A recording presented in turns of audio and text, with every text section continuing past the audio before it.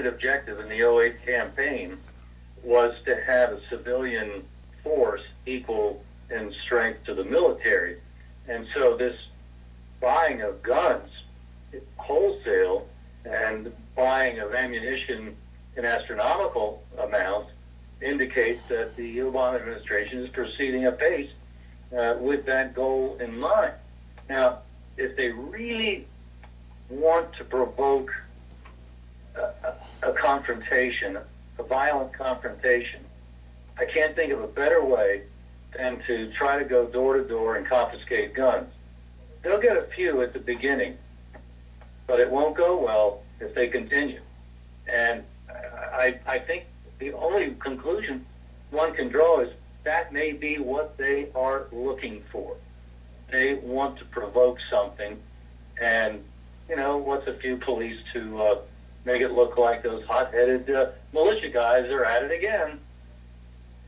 Well, do you think, and we'll get everyone's response, do you think that the Obama administration, starting with Obama and all the other people in that administration, believe that the American people will accept the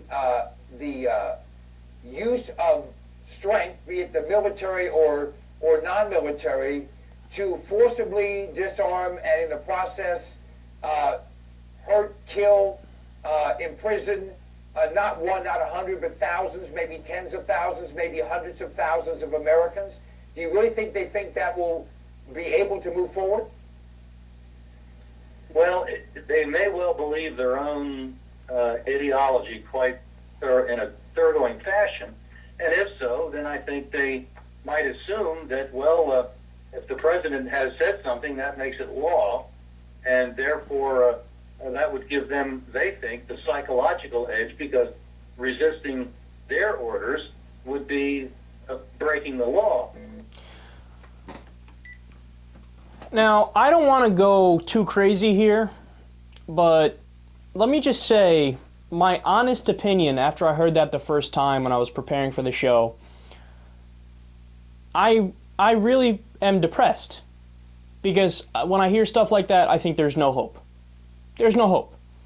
And maybe I'm just a naive, over-idealistic optimist, but I always felt like one of the main reasons I do the show here, now, yeah, we go after Republicans all the time, but we go after Democrats too, and I'm actually trying to make a difference and trying to convince people of something, right? But when you hear stuff like this, you think, no, there's no way I'm making any impact. You know, I naively think that if I'm logical enough, if I'm reasonable enough, if I construct ironclad arguments, I will convince people. If I build my arguments based on the facts, it will work, right? But no, that's not the case. I mean, here we have people, and Bill Maher has a joke in his stand-up comedy where he talks about this, where, you know, oh, Republicans think Barack Obama's coming with his Negro army to confiscate the guns. And everybody laughs, ha ha ha. But like, you laugh, but you think, oh, that's funny because it's hyperbole. It's like, okay, yeah, Republicans are kind of crazy, but they're not that crazy. They'd never say that. No, that's actually what they just said. Obama's creating a citizen army, civilian army to confiscate the guns. That's right out of Maher's stand-up. He wasn't exaggerating at all. That's exactly what they're saying. And think about how mind-numbingly stupid that is, man. No, seriously, think about that for a second. They started, and think about how much detail they're explaining this in. They're saying, yeah, when he ran in 2008, he talked about how he wanted a citizen army just as big as the U.S. Army. No, he didn't. No, he didn't say anything like that at all. When did the topic of citizen army ever come up during the 2008 election? It never did, not once. They make shit up. And they go, yeah, well, they'll come and confiscate the guns. But then when they do confiscate the guns, they might get a few at the beginning. But after those first few, then finally people will start fighting back. And how do you know all this stuff? They're making up every single piece of what they're saying. How do I know that? Look, I follow politics for a living. I follow this stuff closely, right? So it always reminds me of something that my friend's dad once said. My friend's dad is a brilliant lung doctor, and I had a question about something regarding nutrition for working out when I was heavy and going to the gym and everything. And so I asked him a whole bunch of questions. I asked him like 4 or 5 questions. Every single one he said, oh, I don't know. He didn't know the answer to my questions, which were questions about nutrition, etc. So I'm like, but you're one of the most world-renowned lung doctors. How do you not know this stuff? Isn't this kind of basic? He's like, oh, no, yeah, it is basic. It's just not my field, so I don't know. Right? And it was the most honest thing I've ever heard anybody say. But these Republicans are the opposite of that. These Republicans are, they know they don't know, but they'll just make shit up as they go along. So Obama's got an army he's compiling to take away the guns.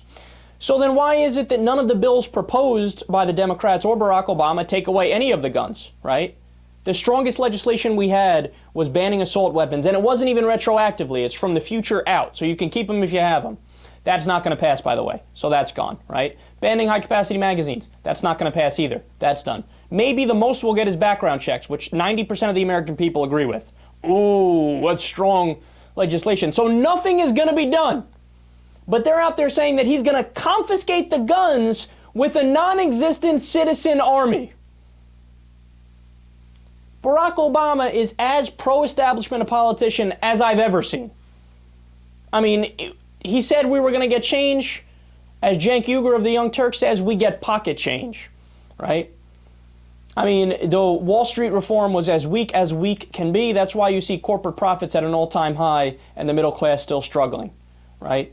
When you look at the health care bill, it was a conservative idea from the Heritage Foundation. That's where it was birthed from. It's the same as Bob Dole's 1996 plan.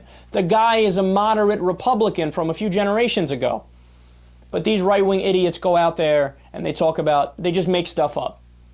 Look, this is what I mean when I say I lost hope. I am trying to convince Republicans and have a reasonable conversation with them, but I'm wasting my time because they're more likely to be in the corner playing with their feces.